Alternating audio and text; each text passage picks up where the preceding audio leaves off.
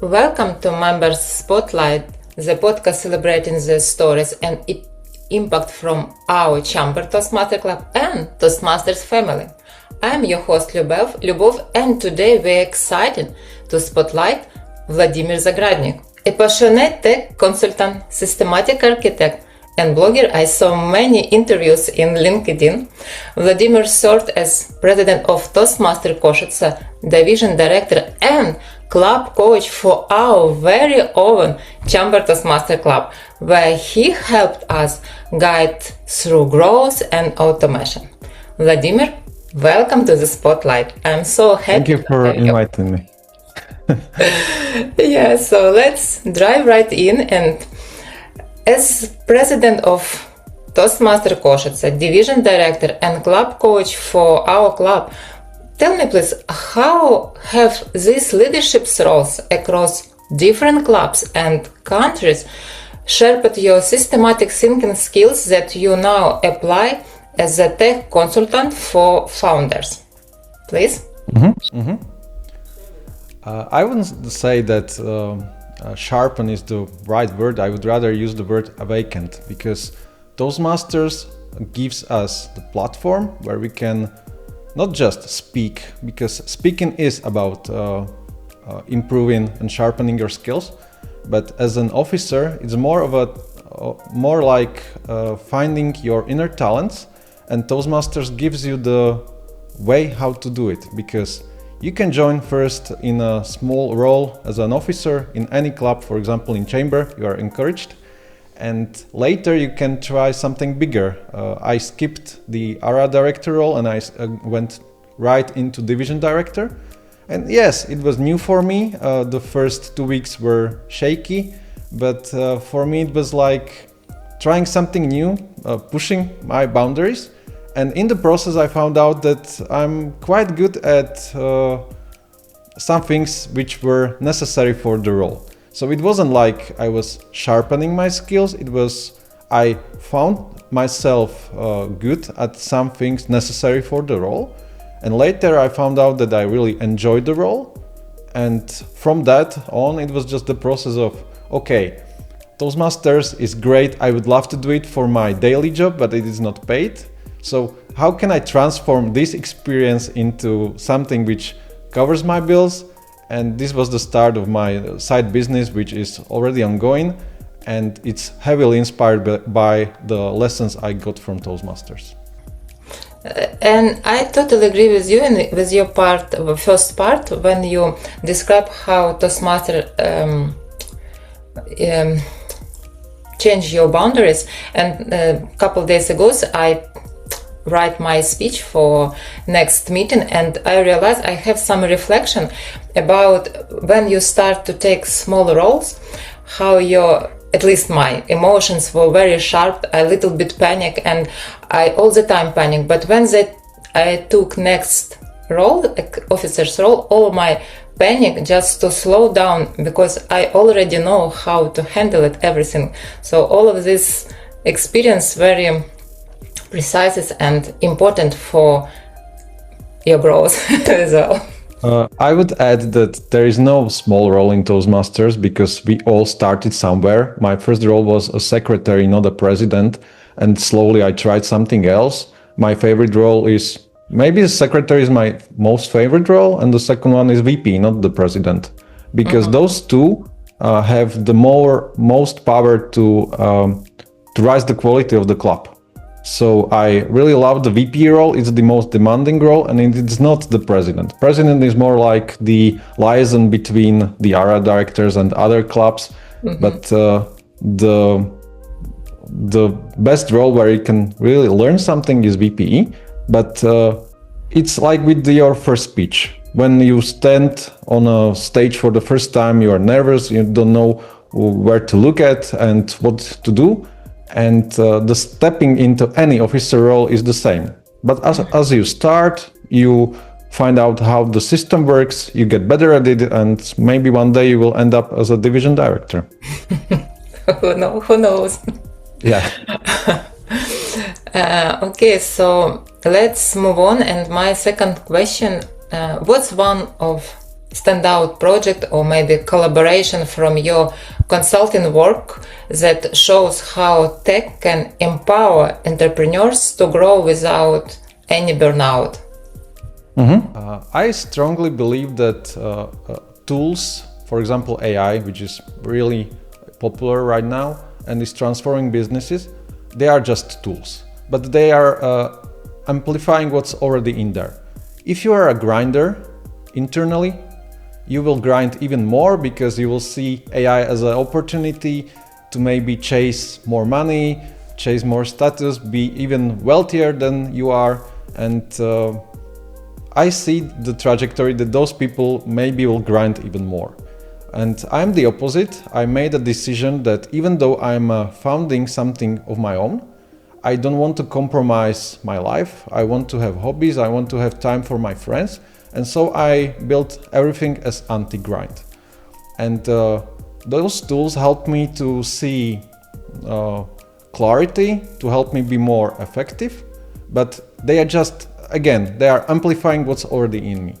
And if there is just one thing, I would like to say that those founders or anybody who is trying to build something of their own, it's maybe give yourself a permission to build something without grind and believe in yourself that it is possible. Because I really believe that we can build something without hustling to death.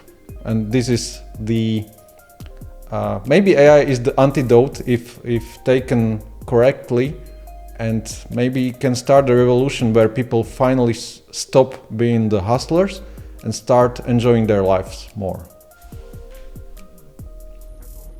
Yeah, I think this is one of the important when people just to believe in yourself, your ideas, and do it step by step, no matter what happened, just to do it and believe. Because when you don't believe in yourself, it's like something bad and you can move. Yeah. You couldn't move anywhere.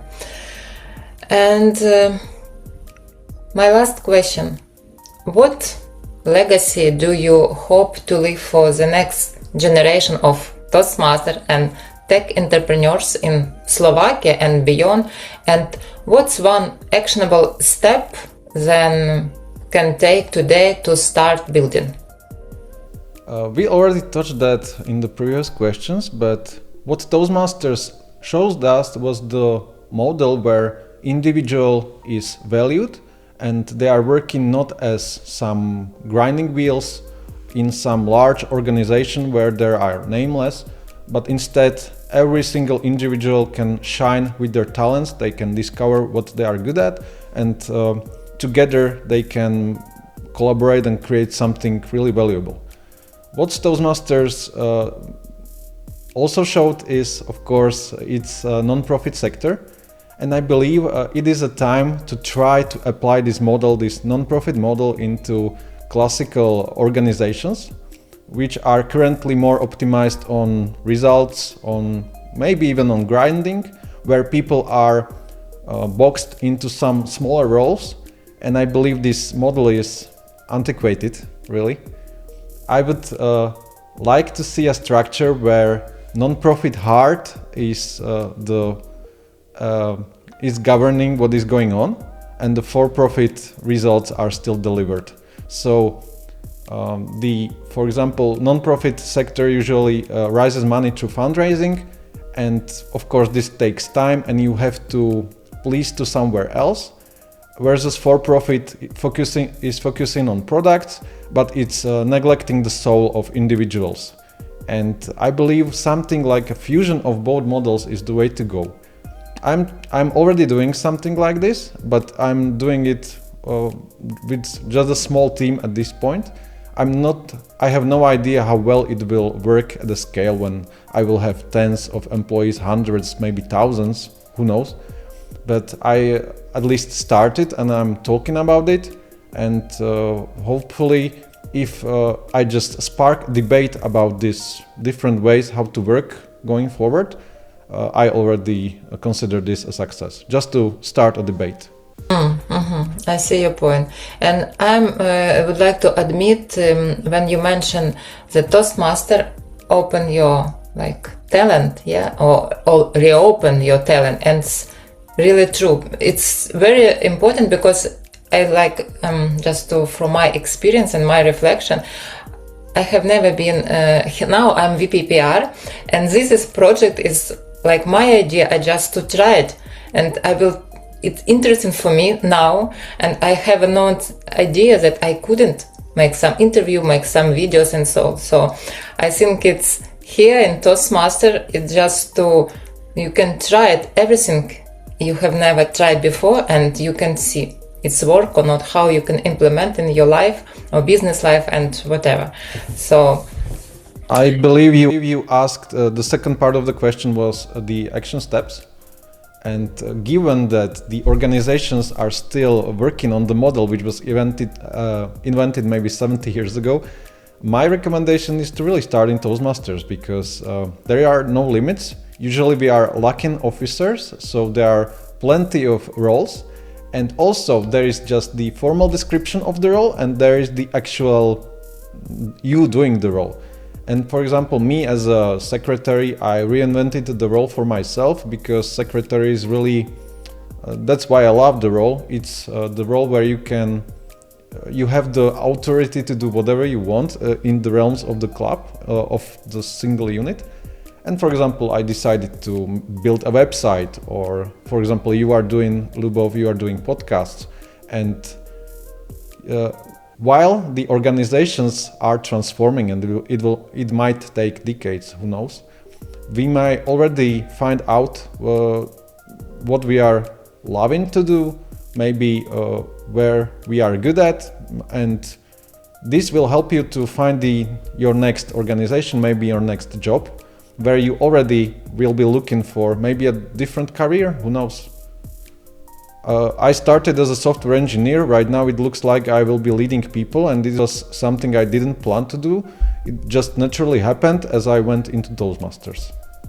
And here we are.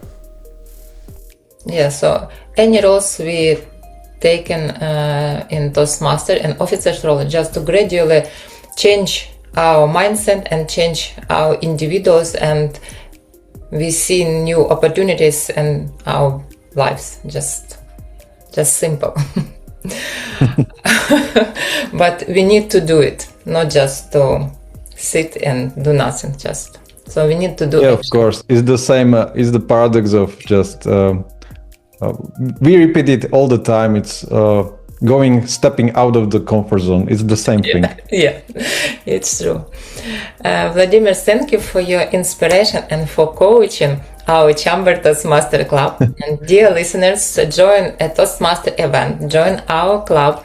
I leave in description our link to our website where you can find our groups and calendar of our meeting, and subscribe for more Spotlight. This is Member Spotlight. Thank you and see you. Thank you. Bye-bye.